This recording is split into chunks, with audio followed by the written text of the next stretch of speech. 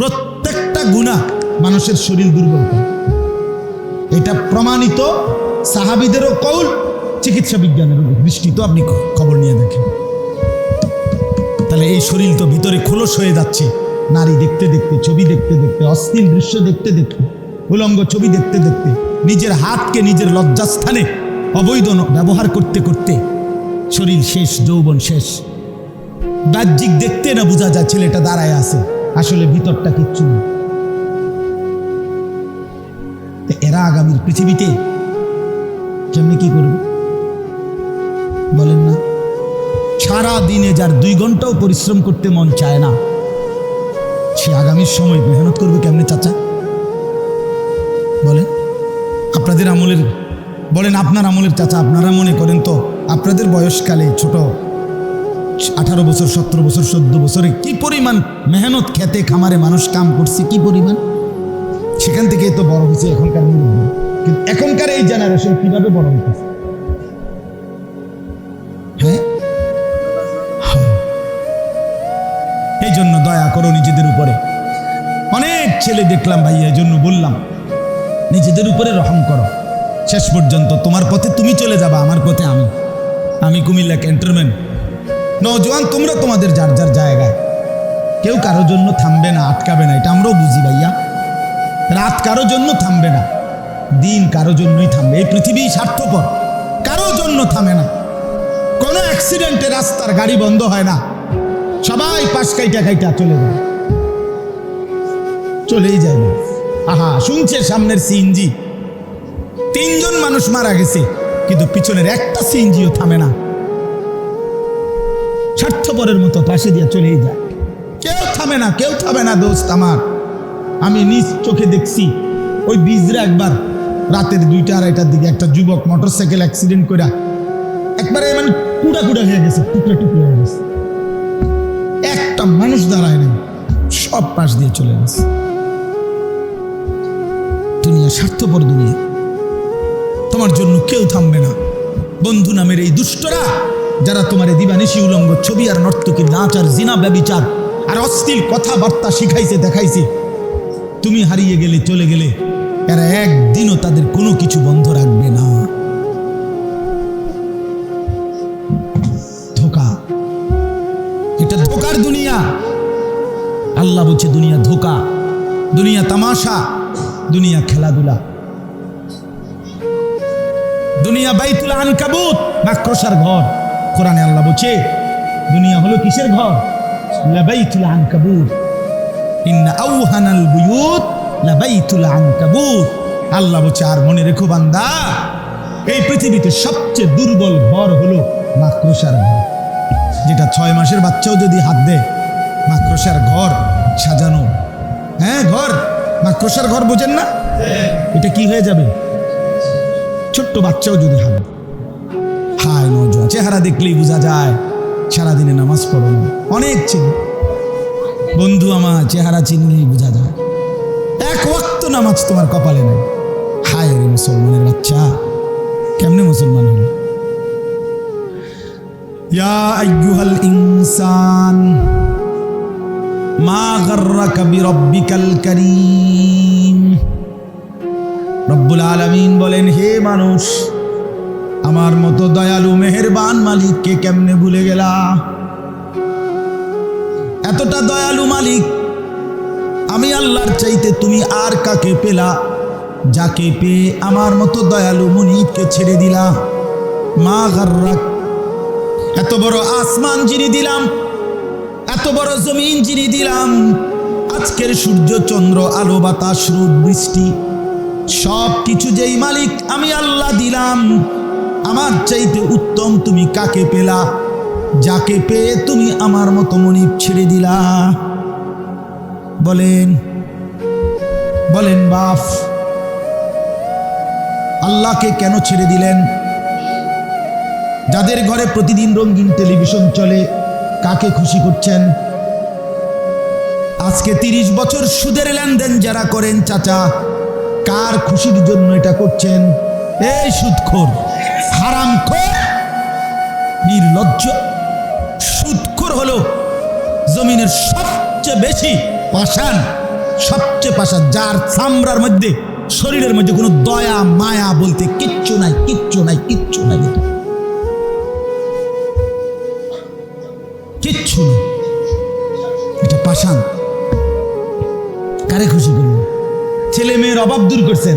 আমনে সুদের টাকা দিয়ে জমাইয়া বাড়িঘর বাজার সদাই করে দেওয়ার পরে আমনে মরার পরে আর জিফুতে কামাই করে না, কথা কয় না। কোনো সুদখোর মরলে আর এই ঘরে আর এরপরে আর বাজার লাগে না। তো তা আপনি কি বুঝে গেলেন? আপনি কিতা শেষ করে গেলেন?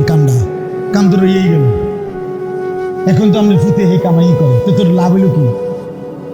এমন যদি হইতো আমি আমার ফ্যামিলির, আমার জিফুত 6 জন, এই 6 জনের আগামী 200 বৎসরের 300 বৎসরের যা যা বিষয় আদি সব কিছু আমি ব্যবস্থা করে দিছি, তারা শুধু হুতাতে উঠবো আর বাদ নেব।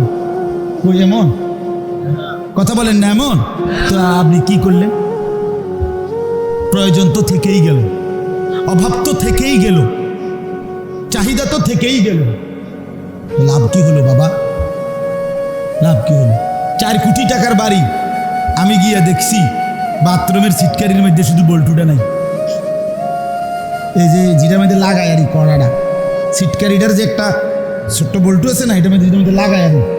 এখন আমি বাথরুমে এটা লাগাই থাকতেছি, যেমন আমি কি করতাম বমু কেমন বাথরুমে, এটা যদি ঠেলা মারে আরেক। পরে এটার ভিতরে একটা বালতি আছে, বালতির মধ্যে পানি ফুরাইছি, পুরাইয়া বালতি দিয়া মানে দরজা এটা ঠেলা দিয়া তো সাইরে আয়ের পরে বাইরে গেলাম, ভাই এর নাম দুনিয়া, বল্টু থাইকা যায়। বল্টু কি? এটাই দুনিয়া দোস্ত। প্রয়োজন থেকেই যায়, কিছু না কিছু সমস্যা থেকেই যায়।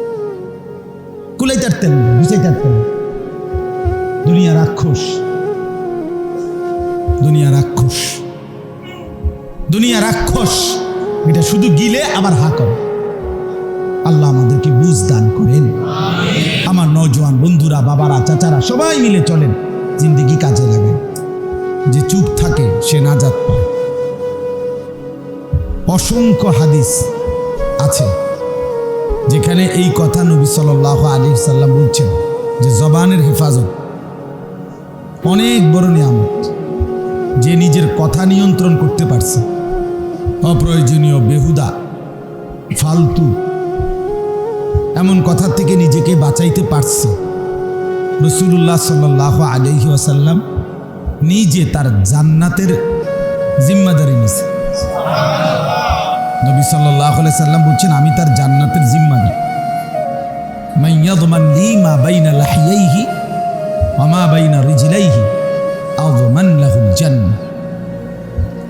নবী সাল্লাল্লাহু আলাইহি সাল্লাম বলছেন, 2 চোয়ালের মাঝখানে যে জিহ্বা অর্থাৎ জবান, আর 2 রানের মাঝখানে যে লজ্জাস্থান, এই 2 জিনিস যে হেফাজত করবে, আমি রাসূল ওয়াদা দিলাম আমি তার জান্নাতের জামিন জিম্মাদার হব, আমি তাকে জান্নাত বুঝাই দেব। তাহলে জবানের হেফাজত, এটার মধ্যে জান্নাত। হাদিস, হাল ইয়াকুব্বুন নারা আলা মানাখিরিহিম ইল্লা হাসাইদু আলসিনাতিহিম। কিয়ামতের ময়দানে অসংখ্য মানুষকে মাথা নিচের দিকে দিয়ে 2 পা উপরের দিকে তুলে হেসরানো হবে। মাথা নিচে, পাও উপরের দিকে, এইভাবে মাটিতে ঘষানো হবে। নবী সাল্লাল্লাহু আলাইহি সাল্লাম বলেন, কেন? শুধুই মাত্র জবানের গুনাহের কারণে। হাদিস ইল্লা হাসাইদু আলসিনাতিহিম, তাদের জবানের কামাই। এই যে অনর্থক কথা, অপ্রয়োজনীয় কথা, মন্দ কথা, গীবত শিকায়েতের কথা, অশ্লীল কথা, গালিগালাজ, এই জাতীয় যত কিছু। তাহলে কথার কারণে, জবানের এই কারণে নবী সাল্লাল্লাহু আলাইহি সাল্লাম বলেন, উপর করে মাথা নিচের দিকে দিয়ে পাও 2টা উপরের দিকে উঠে হাসরের ময়দানে হেসরানো হবে।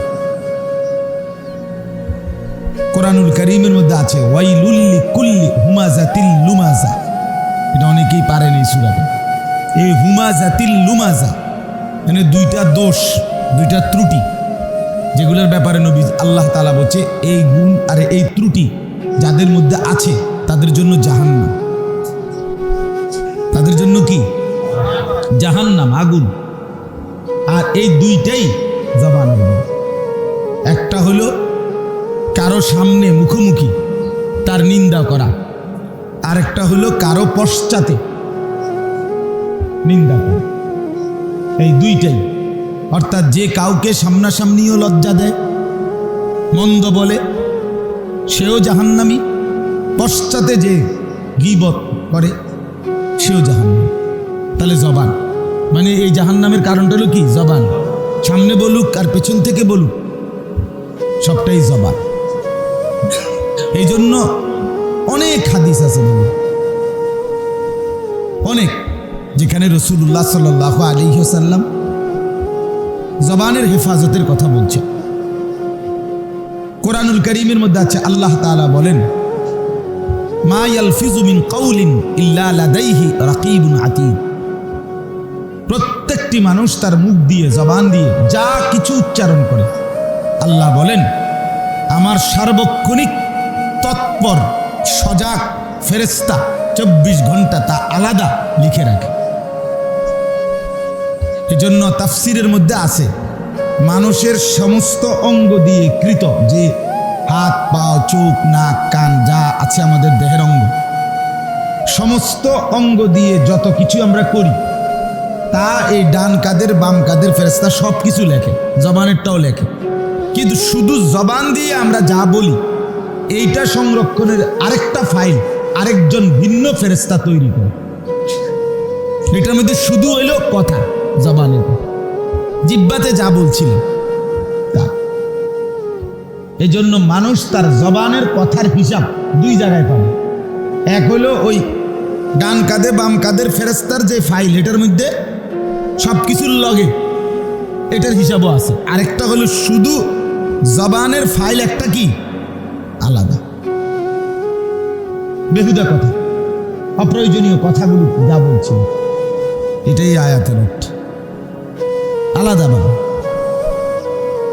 কি পরিমাণ বেহুদা কথা আমরা হাসতে হাসতে, রসিকতা করে, দুষ্টুমি করে, এমনিতে অনেক মানুষ হাসতে হাসতে গালি দেয়। এটা মানে ফুর্তি করে গালি দিয়ে কয়, কিরে ভাই গালি দিলে?